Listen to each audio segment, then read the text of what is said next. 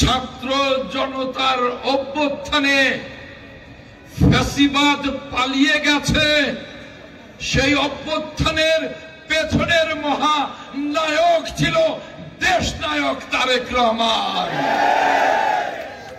সেই অভ্যুত্থানের পরে আশা করেছিলাম আর এভাবে রাস্তার উপরে সমাবেশ করতে হবে না। আশা করেছিলাম আমরা বাংলাদেশ মুক্ত হয়েছি।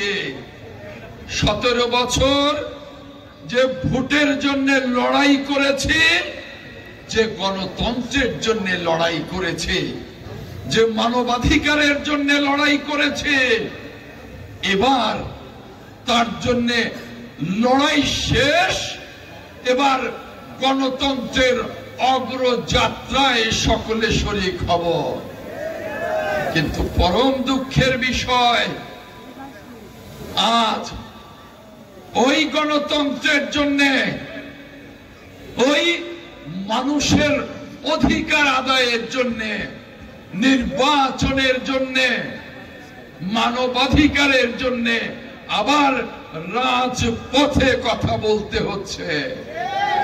অত্যন্ত দুঃখের বিষয়, এই অন্তর্বর্তীকালীন সরকারকে বিএনপি, দেশনায়ক তারেক রহমান সহ আমরা বাংলাদেশের সকল গণতান্ত্রিক রাজনৈতিক দল সমর্থন দিয়েছি।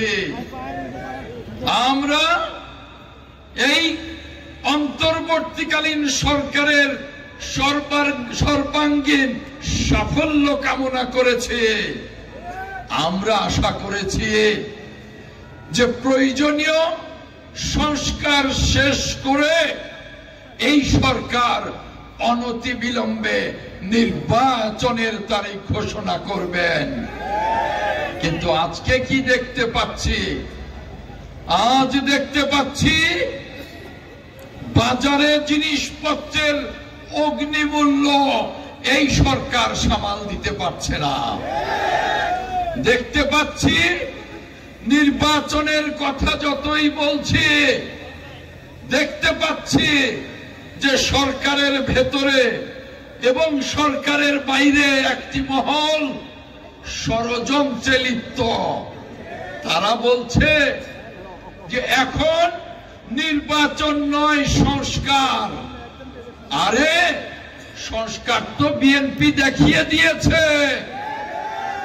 যখন শেখ মুজিব স্বাধীনতার 3.5 বছরের মধ্যে গণতন্ত্রকে হত্যা করে একদলীয় বাকশাল কায়েম করেছিল, তখন আমাদের নেতা, স্বাধীনতার মহান ঘোষক শহীদ রাষ্ট্রপতি জিয়াউর রহমান ক্ষমতায় এসে গণতন্ত্রকে পুনরুদ্ধার করে সংস্কারের যাত্রা শুরু করেছিলেন।